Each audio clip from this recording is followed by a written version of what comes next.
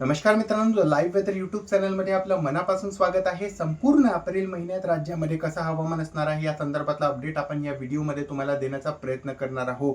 आज हवामान केंद्राकडून संपूर्ण एप्रिल महिन्याचा हवामान अंदाज प्रकाशित करण्यात आलेला आहे। यामध्ये तापमान कसे असणार आहेत आणि पावसाचा अंदाजा आपल्या महाराष्ट्रामध्ये कसा असणार आहे या संदर्भातला अपडेट आपण या व्हिडिओमध्ये तुम्हाला देण्याचा प्रयत्न करणार आहोत।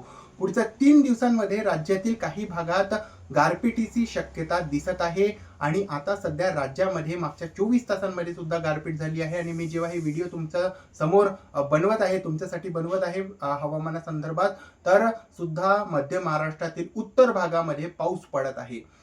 तात्पुरता आपल्या या चॅनलवर नवीन आले असाल तर नक्कीच आपल्या या चॅनलला सबस्क्राईब करा। प्रत्येक हवामानाची अपडेट तुम्हाला या चॅनलवर मी सांगण्याचा प्रयत्न करणार आहोत। निश्चितपणे या चॅनलला सबस्क्राईब करा आणि शेजारी बेल आयकॉन दाबून ऑलला क्लिक करा। येणाऱ्या दिवसांमध्ये निश्चितपणे मी प्रत्येक हवामानाचे अपडेट तुमच्या समोर घेऊन येणार आहोत। IMD हवामान केंद्राकडून जे काही हवामानाचे अंदाज असणार आहेत ते निश्चितपणे मी तुम्हाला या चॅनलवर सांगण्याचा प्रयत्न करणार आहोत। तर निश्चितपणे या चॅनलला सबस्क्राईब करून घ्या आणि शेजारी बेल आयकॉन दाबून ऑलला क्लिक। मित्रांनो, हे जे काही आपण पाहत आहात सॅटेलाइट इमेज आहे। यामध्ये IMD हवामान केंद्राकडून प्रकाशित करण्यात आलेली ही सॅटेलाइट इमेज आहे। यामध्ये तुम्ही पाहू शकता राज्यामध्ये अनेक ठिकाणी सध्या ढगाळलेलं वातावरण आहे।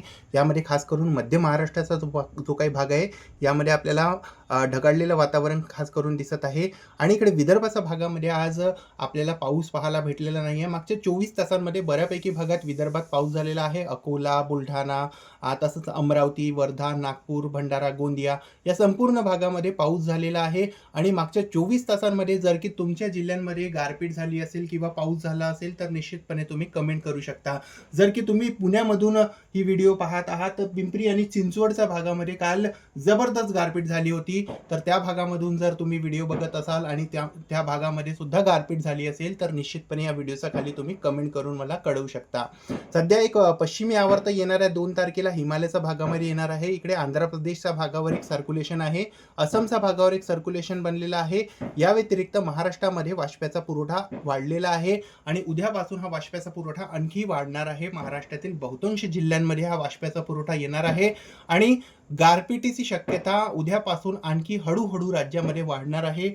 उद्यानंतर 1, 2 आणि 3 तारखेला राज्यातील बहुतांश भागामध्ये जबरदस्त प्रमाणात गारपीट होण्याची शक्यता दिसणार आहे।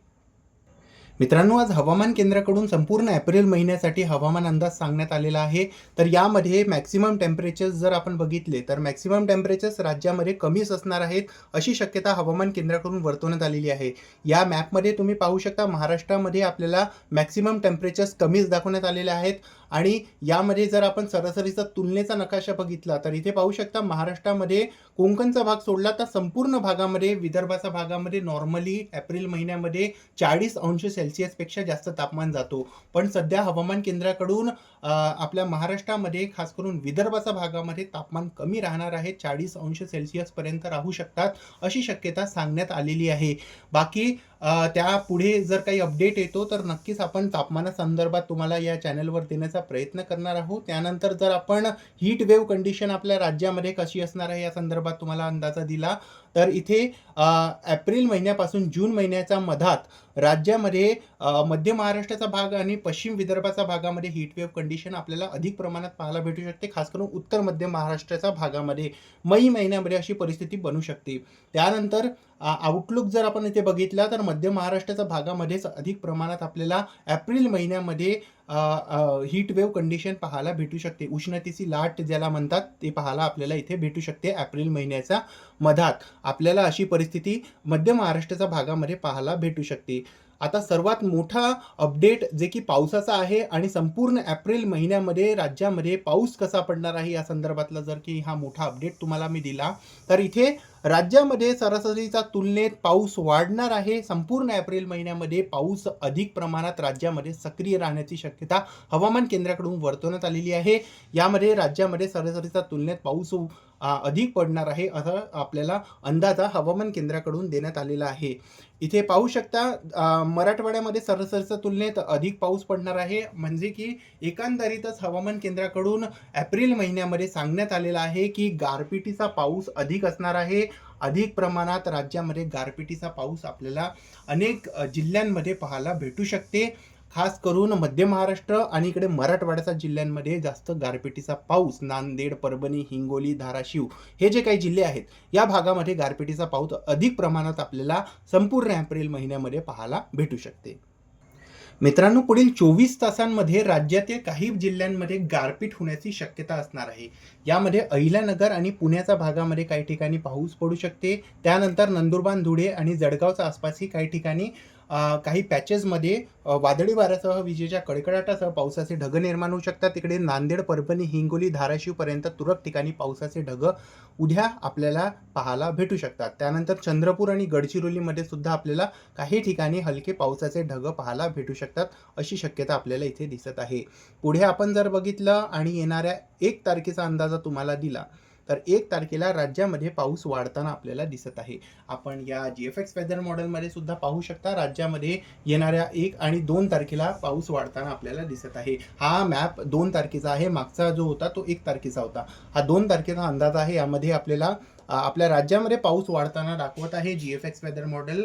अशी परिस्थिती आपल्या राज्यामध्ये बनू शकते. नाशिकपर्यंत, इकडे पुणे, अहिल्यानगर, छत्रपती संभाजीनगर, तसंच इकडे जळगाव, नंदुरबार, धुळे, जळगाव आणि इकडे जर आपण विदर्भाचा भाग बघितला तर अकोला, इकडे अमरावती, वर्धा, नागपूर, भंडारा, गोंदिया, चंद्रपूर, गडचिरोली हे जे काही जिल्हे आहेत यामध्ये आपल्याला पाऊस पाहायला भेटू शकते आणि काही ठिकाणी गारपीट सुद्धा होऊ शकते. काही ठिकाणी प्रचंड प्रमाणात सुद्धा गारपीट होऊ शकते. नांदेड, परभणी, हिंगोली, धाराशिव या सर्वच जिल्ह्यामध्ये पाऊस होण्याचा अंदाज आपल्याला दिसत आहे येणाऱ्या 2 तारखेला. त्यानंतर 3 तारखेचा अंदाजा दिसला तर 3 तारखेला आपल्याला विदर्भामध्ये पाऊस वाढताना दिसणार आहे. 3 तारखेला राज्यामध्ये पाऊस खास करून विदर्भाच्या भागामध्ये गारपीट अधिक प्रमाणात असणार आहे आणि इकडे छत्रपती संभाजीनगर आणि इकडे वरती नांदेड आणि धाराशिव, परभणी, बीड या भागामध्ये गारपीट होण्याचा अंदाजा दिसत आहे. नाशिक, जळगाव आणि इकडे नंदुरबार या भागातही पाऊस होण्याचा अंदाज आहे.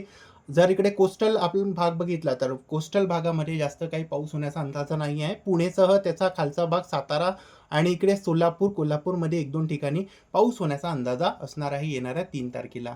तर एकंदरीतच राज्यामध्ये पुढच्या 3 दिवसांमध्ये पाऊस होण्याचा अंदाजा भरपूर ठिकाणी असणार आहे. तर सतर्क राहण्याची गरज आहे. ज्या भागामध्ये सध्या गारपीट आणि विजा होत असतील त्या भागामध्ये निश्चितपणे शेतकऱ्यांनी सुरक्षित ठिकाणी जावे आणि आपल्या जनावरांना सुद्धा सुरक्षित ठिकाणी ठेवावे. तर या व्हिडिओमध्ये आणि अपडेटमध्ये बसकच चॅनलवर नवीन आले असाल तर निश्चितपणे या चॅनलला सबस्क्राईब करून घ्या आणि शेजारी बेल आयकॉन दाबून ऑलला क्लिक करा.